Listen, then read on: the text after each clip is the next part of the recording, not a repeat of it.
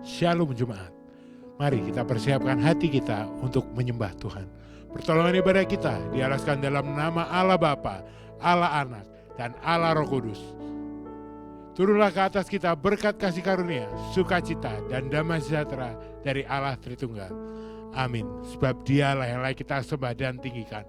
Besarlah Tuhan dan layak dipuji.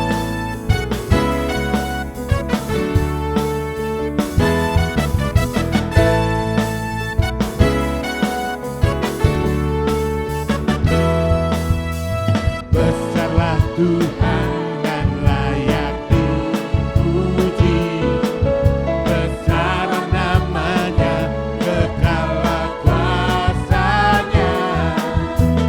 Aman berlindung dalam naungannya. Dia Tuhan bagi kita, di pihak kita. Terpujilah Tuhan, terbukti kuasanya. Dia telah menunjukkan kasih-Nya pada kita. Sebab Tuhan telah bangkit menyayangi kita. Terpujilah Tuhan, terpuji namanya. Yesus Tuhan perkasa. Besarlah Tuhan dan layak dipuji. Ayo kau Tuhan. Besarlah Tuhan dan layak dipuji. Besarlah namanya, kekal kuasanya. Aman berlindung dalam naungannya. Dia Tuhan bagi kita, di pihak kita. Terpujilah Tuhan, terbukti kuasanya. Dia telah menunjukkan kasih-Nya pada kita. Sebab Tuhan telah bangkit menyayangi kita. Terpujilah Tuhan, terpuji namanya. Yesus Tuhan perkasa. Terpujilah Tuhan, terbukti kuasanya. Dia telah menunjukkan kasih-Nya pada kita. Sebab Tuhan telah bangkit menyayangi kita.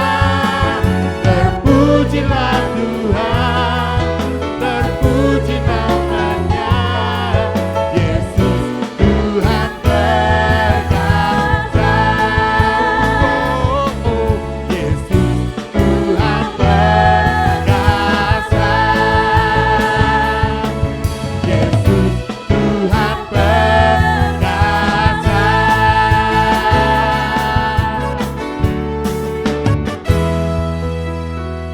Sungguh benar Engkau Tuhan yang kudus, yang perkasa.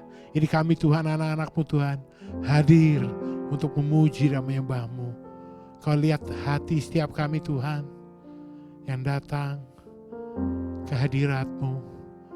Mungkin tidak bersama-sama di tempat ibadah-Mu Tuhan, tapi hati kami datang bersama-sama untuk memuji dan menyembah-Mu di hadirat-Mu Tuhan. Bentuklah setiap kami Tuhan. Bentuklah setiap kami agar kami menjadi serupa dengan Engkau. Ini kami Tuhan. Serahkan semua dalam tangan-Mu. Amin. Bagaikan bejana siap dibentuk, demikian hidupku di tangan-Mu. Dengan urapan kuasa Roh-Mu ku dibaharui selalu. Jadikan ku Allah dalam rumah-Mu, inilah hidupku di tangan-Mu. Bentuklah seluruh kehendak-Mu, pakailah sesuai rencana-Mu.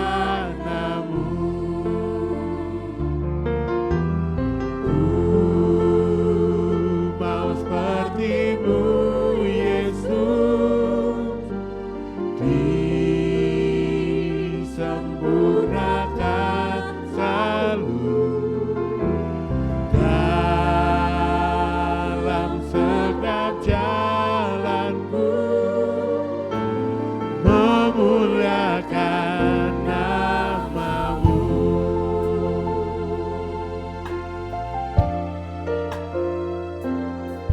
Jadikan ku Allah dalam rumah-Mu, inilah hidupku di tangan-Mu. Bentuklah seturut kehendak-Mu, pakailah sesuai rencana-Mu.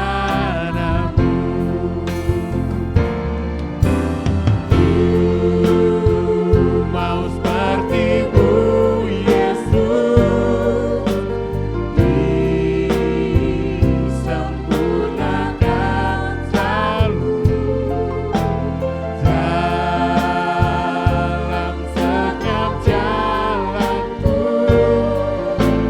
memuliakan nama-Mu.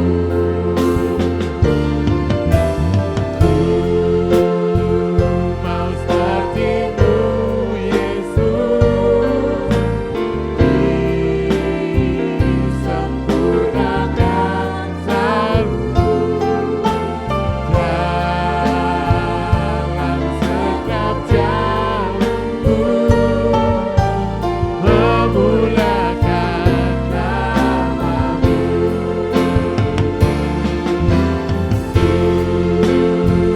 Mau seperti-Mu Yesus, disempurnakan selalu dalam segenap jalanku, memuliakan nama-Mu.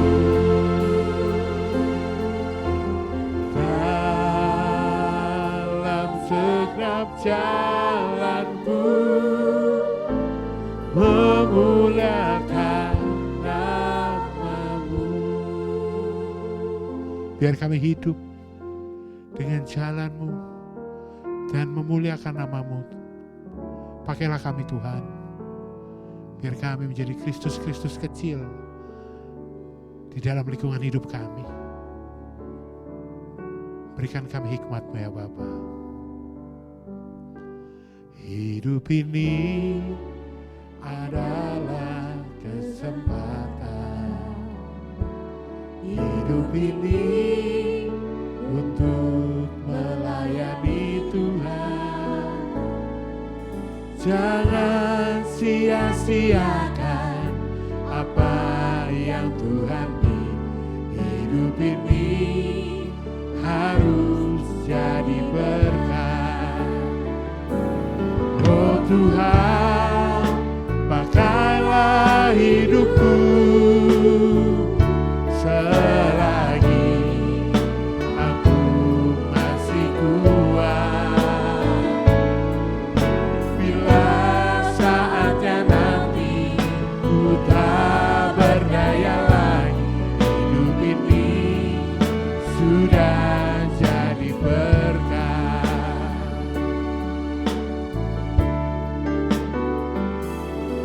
Hidup ini adalah kesempatan, hidup ini untuk melayani Tuhan. sia-siakan apa yang Tuhan beri. Hidup ini harus jadi berkat. Oh Tuhan, pakailah hidupku selagi aku masih kuat. Bila saatnya nanti ku tak berdaya lagi, hidup ini sudah jadi berkat. Oh Tuhan, pakailah hidupku selagi aku masih kuat. Bila saatnya nanti ku tak berdaya lagi, hidup ini sudah jadi berkat.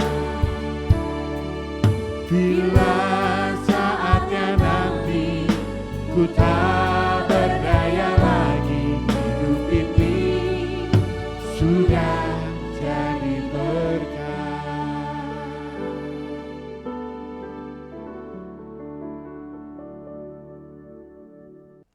Shalom Bapak Ibu yang dikasihi Tuhan, kita bersyukur jikalau pada hari ini Tuhan memberikan kita kesempatan dan waktu untuk belajar firman Tuhan. Mari terlebih dahulu kita berdoa. Bapa yang di surga, kami bersyukur untuk kasih setia yang Kau berikan bagi setiap kami, untuk firman yang akan Kau kumandangkan bagi setiap kami melalui hamba-Mu. Kiranya Engkau yang menolong setiap kami untuk dapat mengerti, memahami, dan melakukan firman-Mu. Dan Tuhan juga urapi hamba-Mu dengan segala keterbatasan untuk menyampaikan firman-Mu, sehingga menjadi saluran berkat-Mu bagi seluruh jemaat yang ada. Terima kasih ya Tuhan, kami menyerahkan waktu pemberitaan firman ini ke dalam tangan-Mu. Di dalam nama Tuhan Yesus kami berdoa dan kami bersyukur. Amin.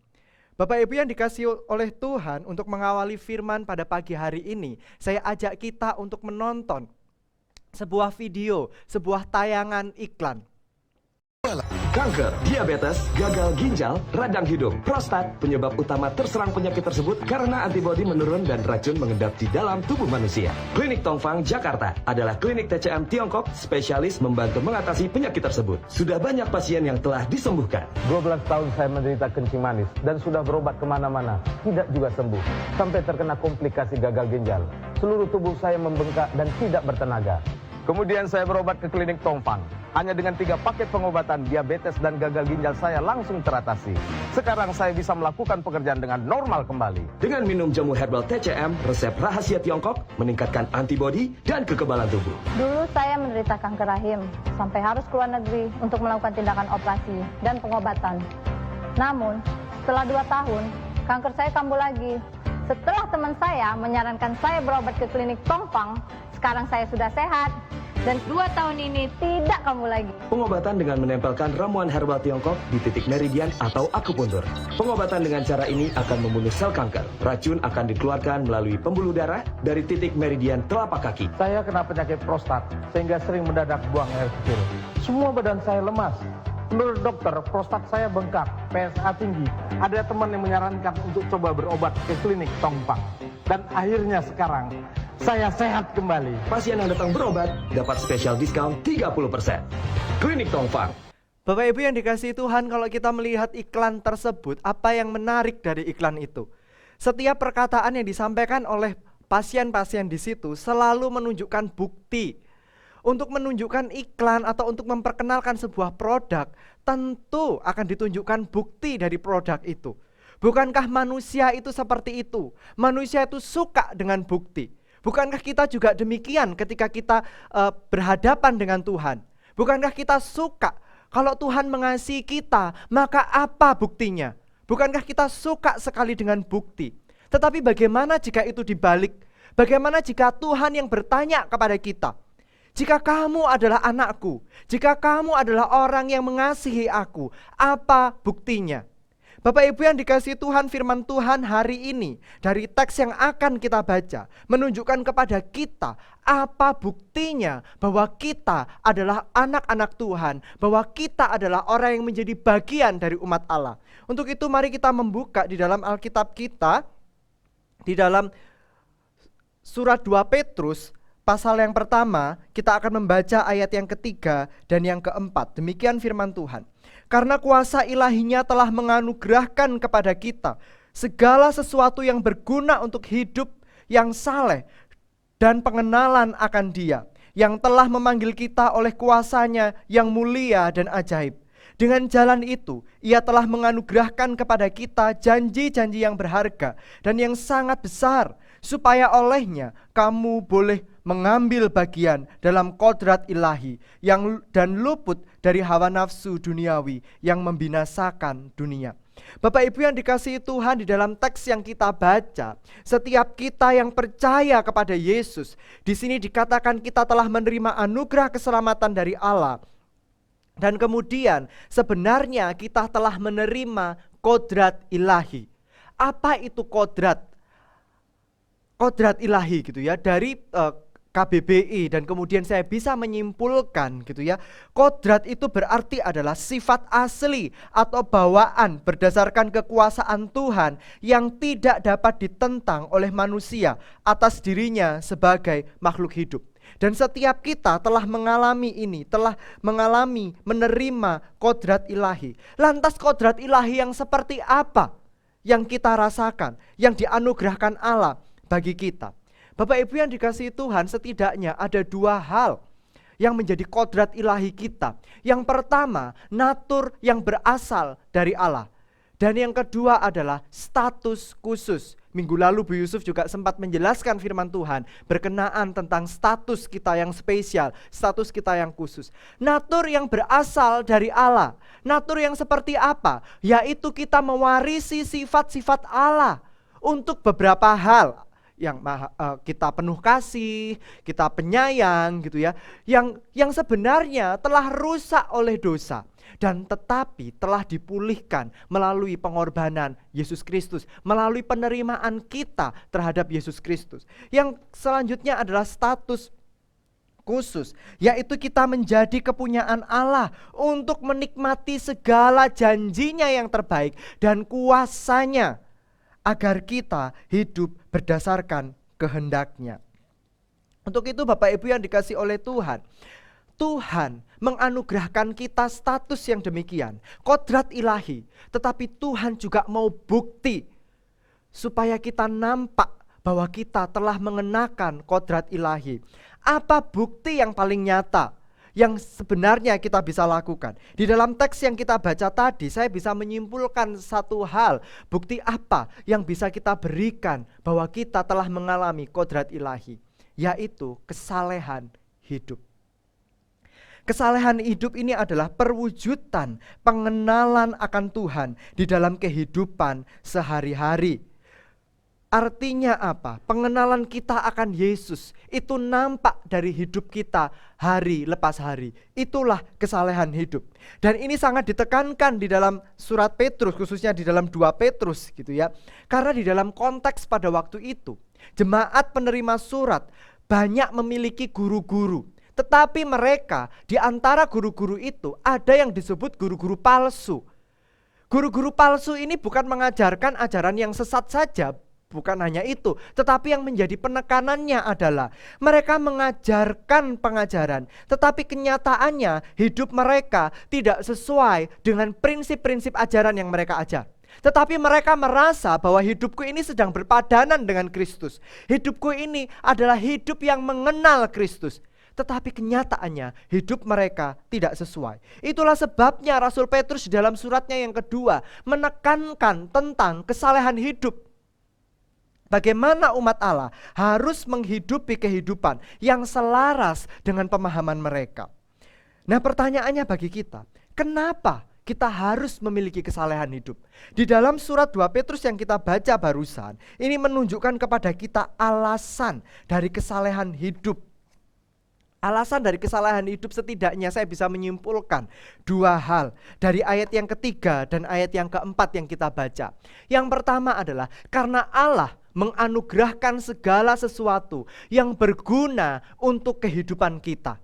Segala sesuatu, bukan hanya sesuatu, tetapi semuanya, segala sesuatu yang berguna untuk kehidupan kita. Dan yang kedua, karena Allah telah menganugerahkan kepada setiap kita janjinya yang sangat besar dan berharga.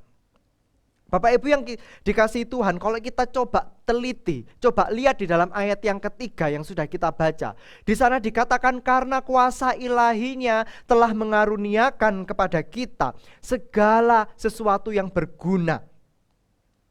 Kalau kita lihat dalam terjemahan yang aslinya, segala sesuatu yang berguna untuk apa gitu ya. Sebenarnya segala sesuatu yang berguna untuk kehidupan dan juga kesalehan. Jadi bukan kehidupan yang saleh, bukan. Tetapi kehidupan dan juga kesalehan.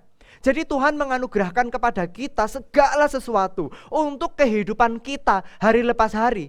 Tetapi juga segala sesuatu untuk menolong kita supaya kita bisa hidup di dalam kesalehan. Untuk itu kalau kita bisa simpulkan gitu ya, berarti apa yang dianugerahkan oleh Tuhan? Yaitu segala sesuatu yang berguna bagi kehidupan kita hari ini ataupun yang berguna untuk menolong kita supaya kita bisa hidup di dalam kesalehan. Sedangkan yang selanjutnya di ayat yang keempat dikatakan Tuhan itu menganugerahkan kepada kita janji-janji yang berharga dan yang sangat besar.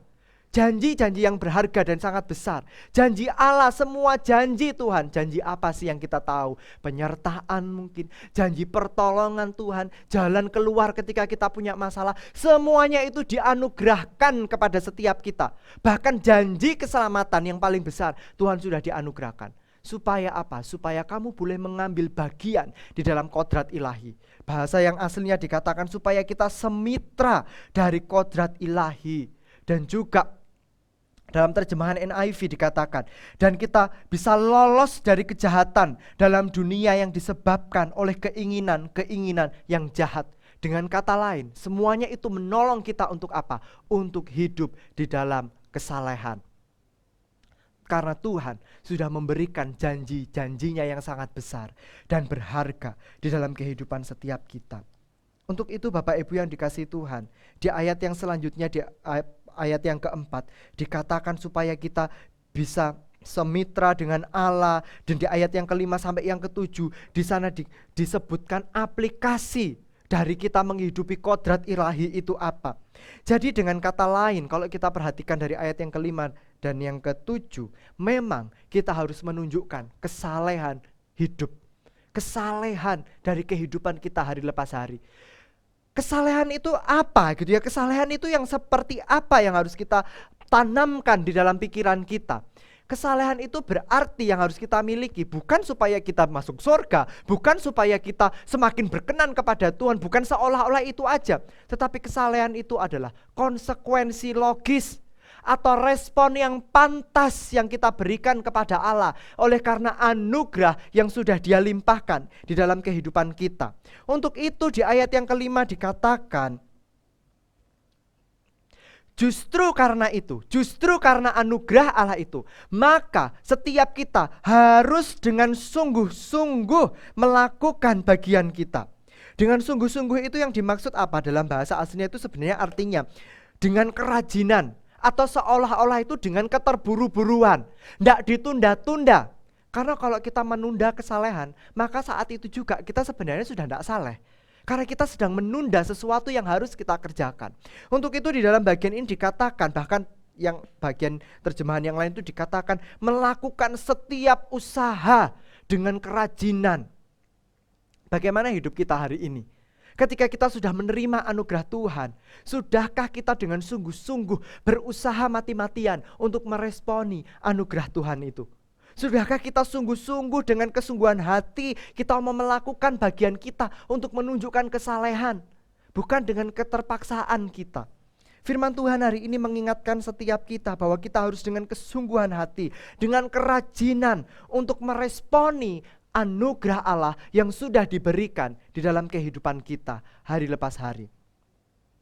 Dan di ayat yang berikutnya, bagian berikutnya di ayat 5 sampai yang ke-7, di sana disebutkan tentang bagian-bagian apa yang harus kita lakukan. Ada 7 bagian gitu ya, ada 7 sifat atau karakter yang bisa kita tunjukkan di dalam kehidupan kita sebagai bentuk kesalehan, yaitu iman, kebajikan, pengetahuan, penguasaan diri, ketekunan, kesalehan, kasih. Bapak Ibu yang dikasih oleh Tuhan, kalau kita perhatikan di sini, ini disebut, ada yang menyebut ini sebagai 7 kualitas kehidupan sebagai murid Kristus. Ada yang juga menyebutnya sebagai 7 karakteristik Kristiani. Artinya ketika kita menjadi orang Kristen, ketika kita percaya kepada Tuhan, maka seharusnya setidaknya 7 sifat atau karakter ini ada di dalam diri kita. Untuk itu, di dalam bagian ini Rasul Petrus mengingatkan para pembacanya yang mereka adalah orang-orang Kristen yang terserak di mana-mana itu, diingatkan kembali bahwa mereka harus memiliki 7 karakter ini setidaknya gitu ya, 7 sifat ini di dalam kehidupan mereka untuk menunjukkan bahwa mereka umat Tuhan. Tanpa kita menggali banyak hal gitu ya, kata-kata atau 7 karakter ini adalah bagian yang sangat bisa kita mengerti. Iman, kebajikan, pengetahuan, penguasaan diri, ketekunan, kesalehan, kasih. Semuanya itu bisa kita mengerti dengan bahasa kita hari ini, Bapak Ibu yang dikasihi Tuhan. Tetapi perlu kita ingat, untuk bisa memiliki 7 karakter ini, untuk bisa memiliki sifat ini, kita harus lebih dulu hidup di dalam Tuhan. Tetapi sifat ini pun juga tidak otomatis terjadi dalam hidup kita. Ketika kita percaya Tuhan, oh aku percaya Yesus, aku menerima Yesus, maka tiba-tiba kita langsung eng-eng berubah otomatis jadi orang yang memiliki 7 karakter itu. Enggak. Tetapi kita harus melatihnya hari lepas hari. Untuk itu di dalam bagian selanjutnya, ada dalam ayat yang ke-10 misalnya, juga dikatakan kamu harus berlatih gitu ya. Harus mengusahakan itu terus menerus. Karena ini adalah proses yang terjadi secara terus menerus di dalam kehidupan kita. Tetapi kita tidak hanya berhenti dari proses saja. Mungkin kita merasa, wah hidup Kristen itu kan proses. Jadi kalau hari ini aku tidak bisa mengasihi, besok aku nanti akan mengasihi. Kan proses, kan belajar. Tidak bisa begitu. Tetapi proses ini adalah proses yang berprogres. Artinya proses yang setiap hari harus terus menerus ada kemajuan. Untuk itu Bapak Ibu yang dikasihi Tuhan, kita butuh Roh Kudus, kita butuh firman yang setiap hari bisa menolong kita, supaya kehidupan kita ini terus menerus diproses. Tetapi proses kita di dalam Tuhan itu adalah proses yang memiliki progres atau kemajuan di dalam Tuhan. Bapak Ibu yang dikasihi oleh Tuhan, pertanyaannya, bagaimana kehidupan kita hari ini? Sudahkah kita sesuai antara pemahaman kita, antara iman kita, antara kepercayaan kita kepada Yesus ini sesuai belum dengan kenyataan yang kita hidupi? Sesuai belum dengan kehidupan kita hari lepas hari? Mari kita bertanya dalam hidup kita. Sudahkah kita menunjukkan kesalehan hidup? Kadang kehidupan kita sebagai orang Kristen itu tidak ada bedanya ketika kita dengan orang-orang yang non-Kristen. Malah mungkin mereka bisa lebih baik, iya, tapi mereka di luar Kristus, di luar iman kita. Tetapi kadang itu yang paling mengerikan adalah hidup kita sebagai orang Kristen. Itu adalah hidup yang sama sembarangannya dengan orang-orang yang tidak Kristen. Kita masih tidak jujur. Cara bercanda kita pun kadang cara bercanda yang tidak senonoh. Cara bercanda yang mungkin sama dengan orang-orang lain. Mungkin cara bergaul kita, cara kita memperlakukan orang di sekitar kita. Mari kita bertanya, sudahkah itu bentuk kesalehan kita, bukti bahwa kita telah mengenakan kodrat ilahi dari Allah. Untuk itu Bapak Ibu yang dikasihi Tuhan, Rasul Petrus menjelaskan kepada kita tentang iman. Sudahkah kita sungguh-sungguh memiliki iman di dalam Kristus dan kita menghidupi iman kita di dalam Kristus? Khususnya di dalam masa-masa yang seperti ini. Semua orang ketakutan, kita juga ketakutan, itu normal. Tetapi ketika ketakutan kita di atas rata-rata gitu ya, lebih dari seharusnya, maka sebenarnya pertanyaannya, punya iman enggak di dalam Kristus? Saya tidak menyalahkan setiap kita takut atau menjaga diri, harus kita menjaga diri. Tetapi kadangkala ketakutan kita lebih besar daripada iman kita. Selanjutnya, kebajikan. Kebajikan di dalam bahasa yang lain itu dikatakan keunggulan moral. Ini bukti dari iman kita, keunggulan moral. Sudahkah kita punya moral yang sesuai dengan apa yang berkenan di hadapan Allah? Mungkin kita bingung moral seperti apa. Aku tidak membunuh, aku tidak berzina, aku tidak mencuri, tidak suka fitnah, dan macam-macam itu. Untuk sebagai tolak ukurnya, mari kita lihat di dalam kitab Injil. Bagaimana Yesus hidup. Bagaimana moralitas dari Yesus. Seharusnya itu cerminan kita. Kita sudah seperti itu atau belum? Wah susah, itu kan Yesus, dia kan Tuhan. Tapi Bapa menyuruh kita sempurna seperti dia. Wah dia kan Yesus tanpa dosa, kita berdosa, iya. Tapi itulah proses, tetapi proses kita harus berprogres. Selanjutnya pengetahuan. Pengetahuan itu juga bisa dijelaskan dalam bahasa yang lain, itu adalah hikmat. Apa sih hikmat itu gitu ya? Artinya itu adalah kemampuan kita untuk menggunakan pengetahuan kita. Bukan hanya sekedar pengetahuan, bukan hanya sekedar knowledge gitu ya, tapi kemampuan untuk menggunakan pengetahuan. Bagaimana kita harus hidup benar, bukan hanya baik. Nah, hikmat itu datangnya dari mana? Dari firman, bukan? Untuk itu kita butuh setiap hari firman. Kita butuh bergaul erat dengan firman supaya kita diberikan bukan hanya pengetahuan, tetapi hikmat untuk melakukan atau mewujudkan pengetahuan itu. Selanjutnya tentang penguasaan diri. Bapak Ibu, ketika kita ngomong penguasaan diri, bukan berarti nafsu atau keinginan kita itu dikebiri atau dihilangkan. Oh, enggak punya keinginan duniawi. Bukan. Tetapi penguasaan diri itu adalah keinginan duniawi itu memang masih ada di dalam diri kita. Tetapi kita itu bisa menguasai diri kita supaya keinginan-keinginan kita yang salah, yang keliru itu tidak merajalela di dalam hidup kita. Contoh yang paling ringan lah ya, sekalipun ini ya kadang-kadang enggak ada urusannya dengan dosa, tetapi ujung-ujungnya juga bisa jadi berdosa gitu ya. Misalnya tentang makanan. Kita suka tentang makan tertentu, misalnya suka makan durian, wah kita senang sekali dengan durian. Menguasai diri bukan berarti nafsu makan kita terhadap durian, kesukaan kita terhadap durian itu dihilangkan. Bukan, kita bisa tetap senang sama durian, tetapi kita bisa menjaga diri kita supaya kita nggak banyak-banyak makan durian, supaya gula darah nggak naik, supaya kolesterol nggak naik, supaya apa? Kita tetap sehat, kita bisa tetap melayani Tuhan dengan maksimal. Itulah menguasai diri. Banyak aplikasi yang lain gitu ya. Yang selanjutnya adalah ketekunan. Di dalam bahasa Alkitab seringkali ketekunan itu diartikan atau dimaknai sebagai keteguhan atau ketahanan di dalam menghadapi segala sesuatu, sekalipun itu tidak enak. Di dalam surat Rasul Petrus, di dalam penerima surat, jemaat itu seringkali mereka mengalami aniaya. Jemaat itu seringkali mengalami kondisi yang tidak enak. Untuk itu butuh ketekunan, butuh mereka itu sabar dan tangguh, tekun. Mereka sembari menghidupi kehidupan yang benar di hadapan Allah. Selanjutnya kesalehan. Di dalam bahasa Alkitab menyebut tentang kesalehan, sebenarnya maknanya itu sangat sulit.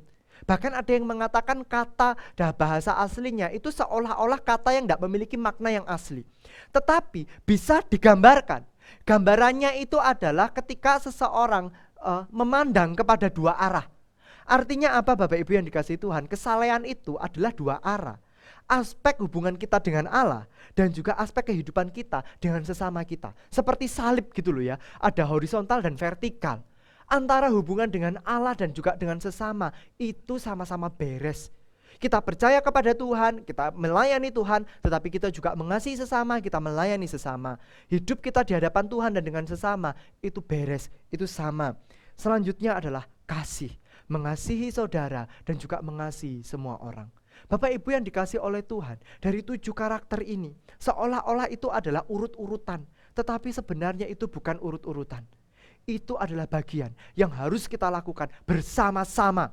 Kita tidak bisa ngomong, aku sudah menguasai diri loh ya, tapi aku tidak mau mengasihi. Nggak bisa. Itu harus menjadi satu kesatuan, whole package gitu ya. Itu menjadi satu kesatuan yang utuh di dalam diri kita sebagai umat Tuhan. Untuk itu pertanyaannya, sudahkah kita memiliki 7 karakter itu? Sudahkah kita memiliki kesalehan hidup yang sungguh-sungguh yang ditampilkan dari 7 karakter itu, Bapak Ibu? Jikalau belum, mari kita bersama-sama bergandengan tangan. Kita berlatih bersama-sama. Saya lemah, Bapak Ibu semua tentu juga memiliki kelemahan di dalam menerapkan firman. Tetapi kelemahan kita bukan menjadi alasan untuk kita tidak melakukan firman. Tapi terus-menerus mari kita mohon Roh Kudus yang menolong kita, supaya kita ini diberikan kemampuan untuk kita bisa berproses bersama-sama dengan Allah. Pengudusan gitu ya, firman Tuhan dan Roh Kudus. Dan juga kita di dalam proses ini kita memiliki progres, bukan stagnan. Hanya ya kan proses, ya besok aja masih bisa. Enggak, tetapi progres, kemajuan yang terus-menerus. Di dalam bukunya, Enchan menyebutkan bahwa kita harus berlatih melakukan kehidupan kesalehan itu, agar kita tidak hanya memiliki pengetahuan saja, tetapi kita menjadi pelaku firman. Di situ saya berikan gambar gitu ya, karikatur. Kalau orang tidak berlatih menunjukkan kesalehan hidup, dia hanya memiliki pemahaman saja, dia seperti karikatur, kepalanya besar tetapi badannya kecil mungil, hidupnya tidak seimbang. Atau mungkin orang bisa berkata, aku sudah melayani, aku sudah amal, aku sudah memberikan banyak, sudah membantu orang, tapi aku tidak mau hidup bersekutu dengan Tuhan. Ya dibalik aja, aku tidak mau belajar firman. Ya dibalik aja, orang dari leher sampai ke bawah gitu ya, sampai kaki gede, tapi kepalanya mungil. Itu juga gak seimbang. Yang Tuhan butuhkan adalah keseimbangan hidup kita. Untuk itu Bapak Ibu, mari kita bersama-sama belajar. Mari kita memohon Roh Kudus menolong kita untuk kita memiliki kehidupan yang benar. Kita telah menerima kodrat ilahi. Kita telah menjadi bagian. Kita telah memiliki natur Tuhan. Kita telah memiliki status yang khusus di hadapan Allah.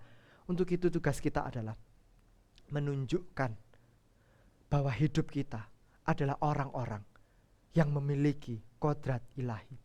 Kiranya firman Tuhan pada hari ini menolong kita, meneguhkan kita, bahkan mengingatkan kita untuk kita hidup seimbang. Untuk kita hidup berpadanan dengan kodrat yang ada di dalam diri kita. Amin. Mari bersama-sama kita berdoa. Bapa yang di surga, kami bersyukur untuk firman-Mu yang mengingatkan setiap kami. Kami bersyukur bahwa Engkau terus-menerus menjaga kami melalui firman-Mu. Kiranya firman-Mu ini membuat hati kami bergetar, membuat hati kami kembali bergejolak untuk kami melakukannya di dalam kehidupan kami hari lepas hari. Ya Roh Kudus, tolonglah setiap kami anak-anak-Mu yang terbatas, yang lemah ini untuk menjadi pelaku firman. Tolonglah kami untuk kami menunjukkan kesalehan hidup kami melalui perkataan kami, melalui tingkah laku kami, melalui cara kami bekerja, melalui cara kami bergaul, melalui cara kami bercanda dengan orang-orang di sekitar kami. Tolonglah kami ya Tuhan. Bapa di surga, hari ini kami juga berdoa untuk orang-orang di sekitar kami. Kami berdoa bagi mereka yang hari ini sedang lemah, baik lemah imannya, baik mereka lemah tubuhnya. Kami berdoa agar Engkau berikan mereka kekuatan, Engkau berikan mereka keteguhan hati untuk terus memandang kepada Tuhan. Engkau tolong mereka ya Tuhan. Bahkan kami berdoa untuk orang-orang yang masih positif COVID-19. Mungkin mereka takut Tuhan ketika mereka mengalami virus ini. Mungkin mereka gentar, tetapi biarlah Engkau memberikan mereka semua damai sejahtera. Kami tetap berdoa untuk tim medis, mereka yang berlelah-lelah, mereka yang bersusah payah untuk merawat, untuk menjaga, bahkan mereka yang harus jauh dari keluarga. Tuhan, Engkau berikan mereka sejahtera. Kami juga berdoa untuk pemerintah kami, mereka yang bersusah payah untuk mengatur strategi, mengatur kebijakan, bagaimana mereka harus menerapkan aturan demi aturan supaya pandemi ini diatasi, supaya pandemi ini segera berakhir. Tuhan, kami mengingat mereka, kiranya Engkau juga memperhitungkan segala jerih lelah mereka.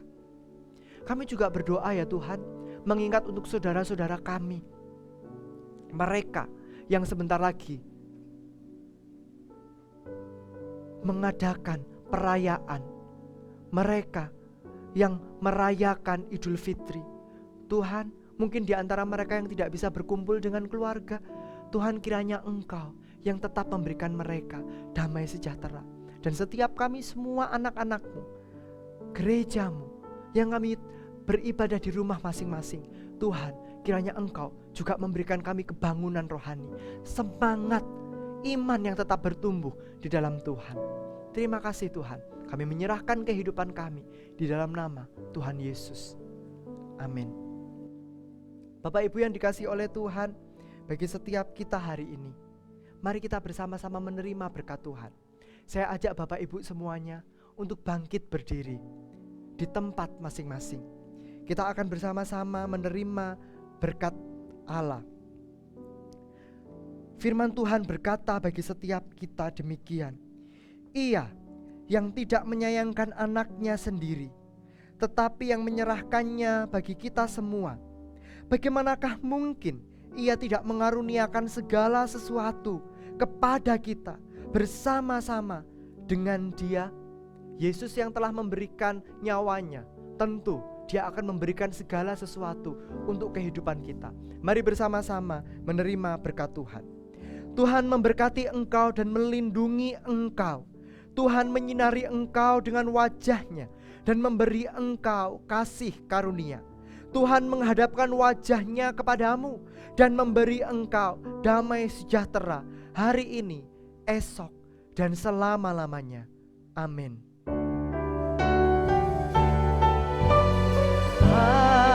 Aku percaya